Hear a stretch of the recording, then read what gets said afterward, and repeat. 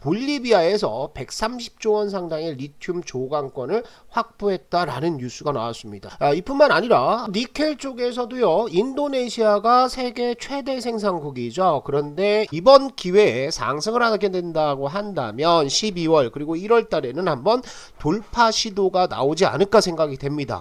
안녕하십니까, 주식성공TV의 강한주식입니다. 오늘 리튬 가격 하락했다라는 뉴스가 나오면서 에코프로를 비롯해서 2차전지 관련주들이 하락세를 보이고 있습니다. 많은 사람들이 2차전지 관련주들이 이제 많이 올랐기 때문에 하락한다라는 얘기를 하고 있는데 그렇지는 않죠. 주도 업종은 그렇게 쉽게 무너지는 것이 아닙니다. 리튬 가격 하락은 2차전지 관련주에게 호재가 될 수밖에 없습니다. 그리고 최근 들어서 나오고 있는 2차전지에 대한 안 좋은 내용들 한번 짚어보면서 우리가 2차전지 관련주들 어떻게 대응해야 되는지 말씀을 좀 드리도록 하겠습니다. 자, 이런 뉴스가 나왔죠. 아시아경제에서 나왔던 뉴스인데요. 하얀 석유 리튬 가격이 꺾였다, 6개월 만에 약세로 전환했다라는 뉴스가 나왔습니다. 내용들을 살펴보시면요, 리튬 가격, 탄산 리튬 기준이죠. 그래서 99% 순도를 기준으로 하는데 이 가격이 전날 기준 키로당 562.5위안으로 전주 대비 2.4% 감소했다라고 기사가 나와 있습니다. 그래서 최근 리튬 가격이 약세로 돌아선 배경에는 탄산 리튬 가격이 톤당 1억 원을 돌파하면서 정점을 찍었다, 너무 많이 올랐다라는 거죠. 그리고 배터리 업계가 과도하게 상승한 리튬 가격으로 인한 경쟁력 감소를 막기 위해서 생산량 조정에 돌입할 수 있다라는 가능성이 커지고 있기 때문이다, 이렇게 얘기가 나오고 있습니다. 배터리 업체들이 리튬 가격 상승한다고 생산량을 조정을 하겠습니까? 그렇지 않습니다. 쇼티지이기 때문에 배터리 생산은 계속 될 수밖에 없습니다. 물론 리튬 가격 상승이 아니라 유럽 시장 그리고 미국 시장, 요게 굉장히 중요한데 이 미국과 유럽이 내년 상반기에는 전기차 판매량이 좀 감소할 수 있습니다. 이것 때문에 배터리 출하량이 좀 떨어질 수는 있어도요, 리튬 가격 때문에 배터리 제조를 덜 한다라는 것들은 너무 나간 얘기들이죠. 자, 가격들을 한번 보겠습니다. 리튬 가격은요, 2020년부터 상승을 시작해가지고 어마어마하게 급등을 했죠. 그리고 나서 지금 요렇게 꺾이고 있는 상황입니다. 이것을 조금 더 그래프를 키워보면요, 요렇게 나오고 있죠. 최근 들어서 계속 상승을 하다가 요만큼 빠진 겁니다. 600위안에서 577위안까지 좀 빠졌는데 얼마 하락하지도 않았다는 거죠. 그런데 이제 나오는 뉴스들은 이게 고점이 되면서 여기에서 리튬 가격이 하락할 가능성이 있다라고 얘기를 하고 있는 겁니다. 자, 또 다른 뉴스를 좀 보도록 하겠습니다. 리튬 가격이 하락하는 것은 최근 들어서 리튬 가격 상승으로 인해서 많은 업체들이 리튬 생산에 뛰어들고 있는 상황이죠. 인동첨단소재라는 업체는 볼리비아에서 130조 원 상당의 리튬 조강권을 확보했다라는 뉴스가 나왔습니다. 상장된 업체가 아니기 때문에 MDS테크라든지 일부 종목들이 관련주로 급등을 했는데 역시나 음봉으로 좀 빠지고 있는 상태죠. 자, 또 다른 뉴스 한번 보시면은요, 포스코가 필버라와 함께 서호주 배터리 광물을 정주준하고 있다라는 얘기가 나왔습니다. 리튬을 안정적으로 확보하기 위해서 호주에 추가로 투자를 하면서 리튬 생산량을 끌어올리겠다라는 게 핵심 내용이 되겠습니다.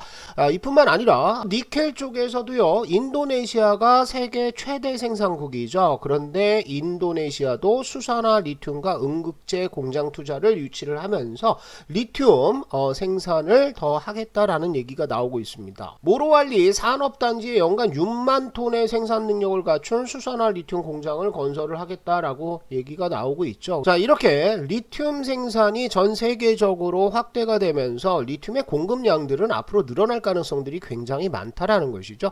글로벌 리튬 증설 현황을 한번 보도록 하겠습니다. 자, 2022년 5월 자료인데요, 지금 계속해서 건설 중인 수산화 리튬 공장들이 상당히 많죠. 탄산 리튬도 역시나 마찬가지입니다. 자, 이전에 가동되던 캐파들에 비해서 엄청난 양의 수산화 리튬 공장들이 증설이 되고 있는 상황이고요. 탄산 리튬도 역시나 상당한 규모로 증설이 진행이 되고 있는 상태죠.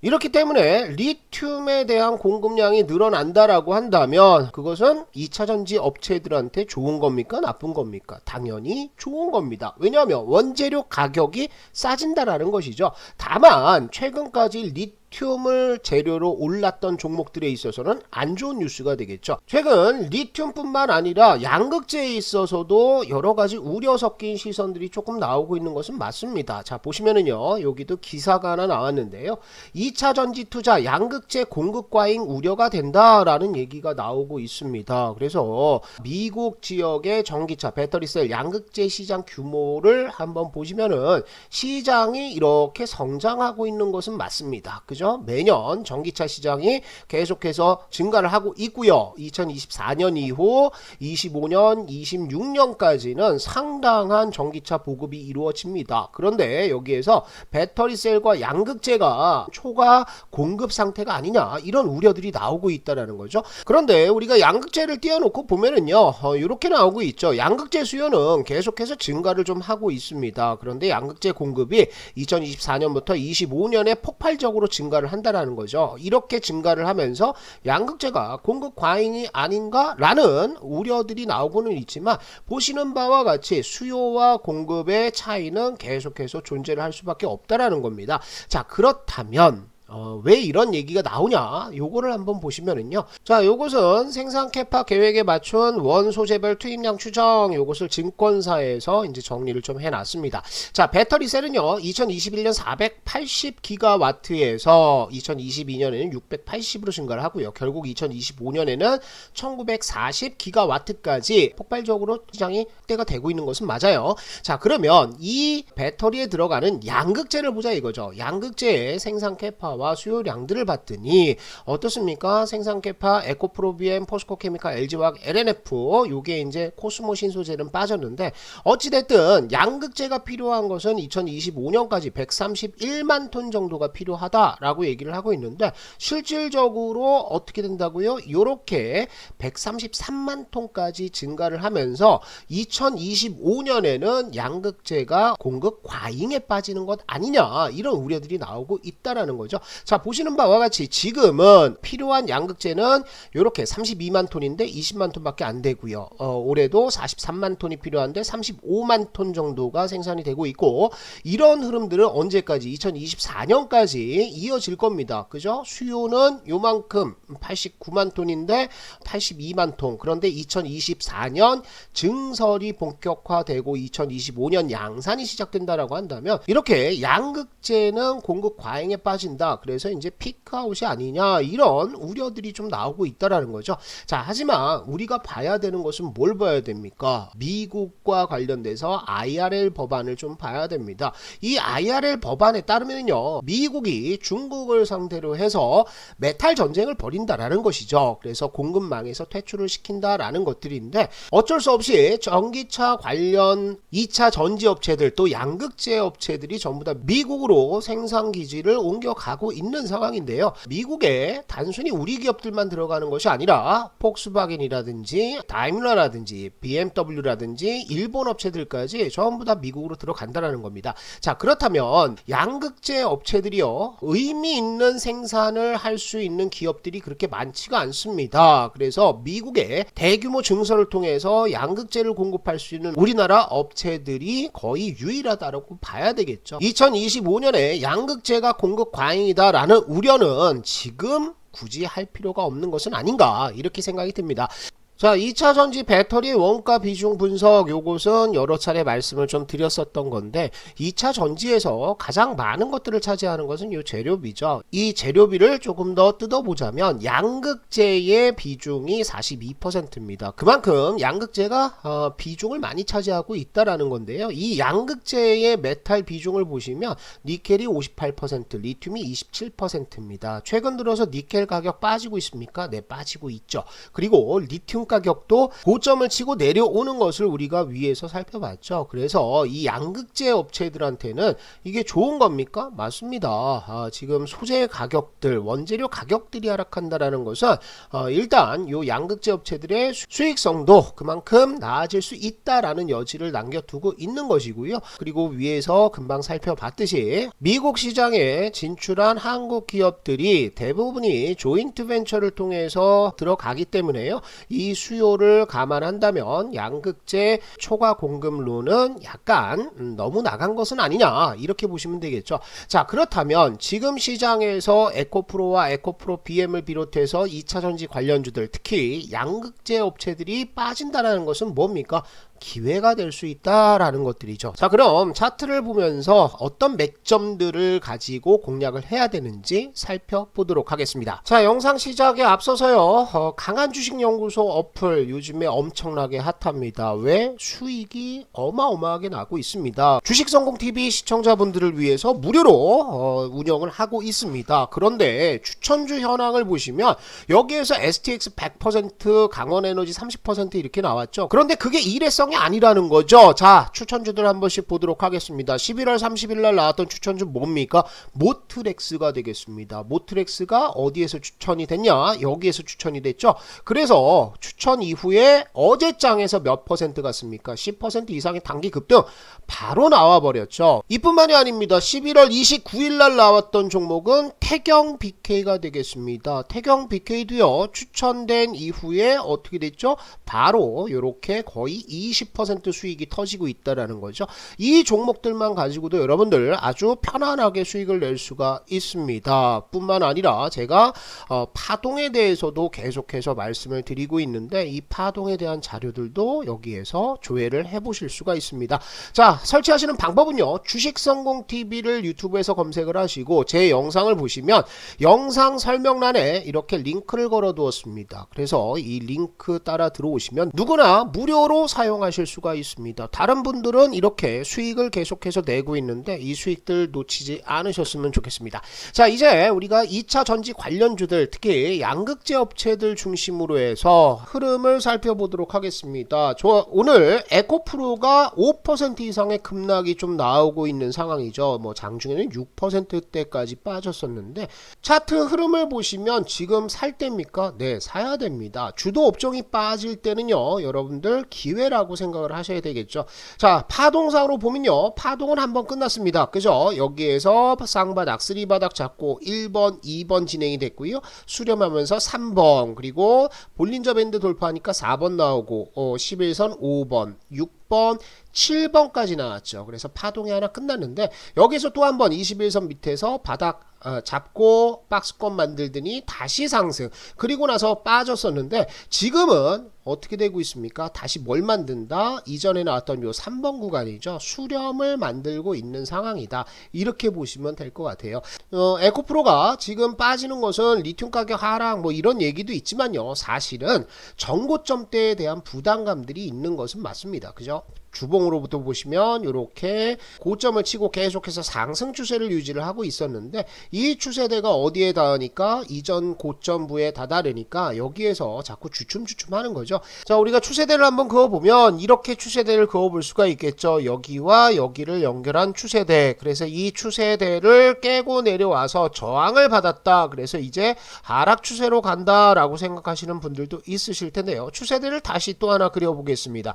요렇게 그어놓고 그 다음에 또 이렇게 그어본다면 아주 긴 추세대 하나가 만들어지는 것을 보실 수가 있죠. 여기와 여기를 이었더니 신기하게도 내려오다가 이 추세대에서 반등이 나오고 있는 상황입니다. 그래서 우리가 짧은 추세대를 보기보다는 이 긴 추세대를 보는 것이 훨씬 더 신뢰도가 높을 것이고요. 전고점대에 대한 부담은 이번 기회에 상승을 하게 된다고 한다면 12월 그리고 1월 달에는 한번 돌파 시도가 나오지 않을까 생각이 됩니다. 그래서 2차 전지 특히 이제 에코프로와 같이 상승 추세를 유지하고 있는 종목이라면 빠질 때마다 매수 기회다라고 생각하시면 좋을 것 같고요. 오늘 동반에서 하락한 에코프로 BM도요, 주봉상에서 보시면 큰 파동이 마무리가 됐죠.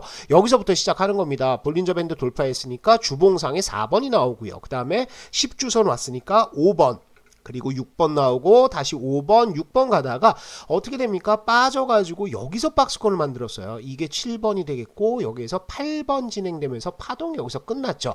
자, 그 이후에 여기에서는 새로운 파동이 만들어지기 위해서 준비하는 과정들입니다. 20주선 다시 올라탔고요. 그래서 여기서 3번이 만들어지고 있는 상황이기 때문에 에코프로 BM도 나쁜 자리는 아니다. 특히 이제 오늘 하락을 한 부분은 요 박스권을 보시면 될 것 같아요. 이 박스권의 상단 저항권에 들어갔다가 당연히 이렇게 빠지는 흐름들이죠. 그래서 정상적인 흐름이지 이것이 뭐 굉장히 큰 문제가 생겼다라고 생각하실 필요가 없다라고 보시면 좋을 것 같습니다. 자, 양극재 업체 중에서 가장 중요한 종목이다라고 말씀드렸던 포스코 케미칼 많이 빠지지도 않았죠. 오늘 장중에 3% 정도 빠지는 흐름들을 보였었는데 볼린저 밴드 하단은 지지선 역할을 할 것이고요. 그리고 큰 파동이 끝난 상황에서 볼린저 밴드가 수렴하고 이 안에서 다시 이렇게 주가를 잡아놓는 흐름, 그래서 재상승을 위한 준비 과정이기 때문에 살살 밀리는 흐름 나올 때마다 여러분들 계속해서 관심 가지고 보시면 좋을 것 같습니다. 자, 그리고요, 제가 또 하나 중요한 종목 중에 하나다라고 말씀드렸던 한솔케미칼, 요즘에 재미가 별로 없죠. 제가 말씀드렸던 구간이 이런 구간에서 말씀을 드렸잖아요. 한솔케미칼도 새로운 실리콘 음극재에 있어서 새롭게 떠오를 수 있는 종목이다라고 말씀드렸는데 한솔 케미칼도 역시나 지금 추세적으로 보면 나쁘지 않습니다. 그죠? 이렇게 1번 나왔고 2번 나왔고 3번 4번 돌파 나왔다가요 11선 나서 5번 나왔죠. 그 다음에 6번 나오고 나서 지금 뭐 하고 있습니까? 다시 횡보하면서 요 위에서 수렴 과정을 다시 거칠 가능성이 있어요. 그런데 만약에 빠진다 해서 20만원대 초반 아니면 20만원을 살짝 깨는 구간에서는 아주 좋은 매수 기회가 나올 것으로 보입니다. 자, 그리고 우리가 완성품 업체를 한번 보시면은요, LG 에너지 솔루션 보세요. 정확하게 7번 만들고 갑니까? 제가 지난번에 이렇게 빠지는 구간에서는 이거 지지선 나오고 박스권 만든다 그러면 다시 한번 위로 쏜다라고 말씀드렸는데 어떻습니까? 파동상으로 본다면 정확하게 박스권 7번 구간 만들고 올라가고 있는 상태죠. 그럼 어디까지? 전고점 때까지 다시 한번 트라이가 좀 나올 것으로 보입니다. 그래서 완성품 업체는 삼성 SDI와 LG 에너지 솔루션 정도 보시면 되는데요. 역시나 삼성 SDI도 21선 돌파 이탈할 때 뭐 모두가 끝났다고 하는데 그게 아니라는 거죠. 그래서 이렇게 볼린저 밴드 수렴하면서 다시 자리를 만들고 있는 상태다. 2차 전지는 쉬고는 있지만 끝난 것은 아니다 라고 생각하시고요. 이렇게 대형주 좋아하시는 분들은 포스코 케미칼, 에코프로 괜찮습니다. 그리고 완성품 업체는 LG 에너지 솔루션과 삼성 SDI 정도 보시면 좋을 것 같은데, 작은 종목들 좋아하시는 분들은 제가 상신 EDP 말씀을 드렸고 우리 강한주식연구소 회원님들도 이 종목을 많이 사셨죠. 그래서 어디서부터? 여기서부터 시작해 가지고 엄청난 급등 30% 정도의 수익이 좀 나왔어요.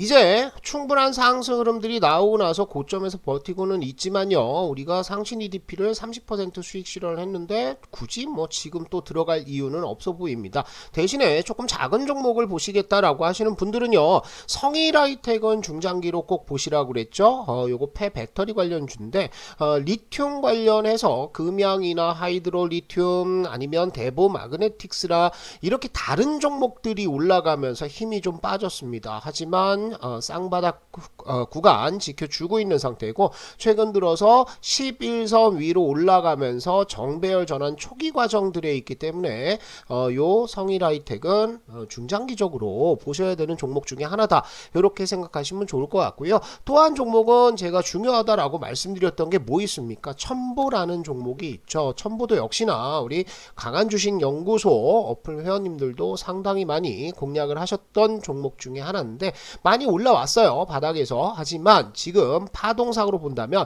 매수 들어왔죠. 여기도 매수 들어왔죠. 그러면서 고점에서 나오는 매물들이 한번 쭉 쏟아졌습니다. 수익 실현 물량이죠. 그런데 요게 21선 밑에서 박스권을 잡는 것이 아니라 오히려 위에서 잡고 있다는 겁니다. 그만큼 매수세가 더 공격적으로 들어오고 있는데요. 영업이익률이 18%에서 20%에 이르는 전해의 제조업체가 되겠고요. 미국 시장 진출에 따른 기대감 또 캐파 증설에 대한 기대감들이 있는 상황이기 때문에 이런 것들은 뭐 살살 빠질 때마다 모아 놓으신다고 한다면 굉장히 좋은 흐름들 나오지 않을까 싶어요. 그래서 좀 작은 종목이라면 첨보와 성일하이텍 정도 보시고 여러분들 대응을 하시면 되겠다. 이렇게 정리를 좀 드리도록 하겠습니다.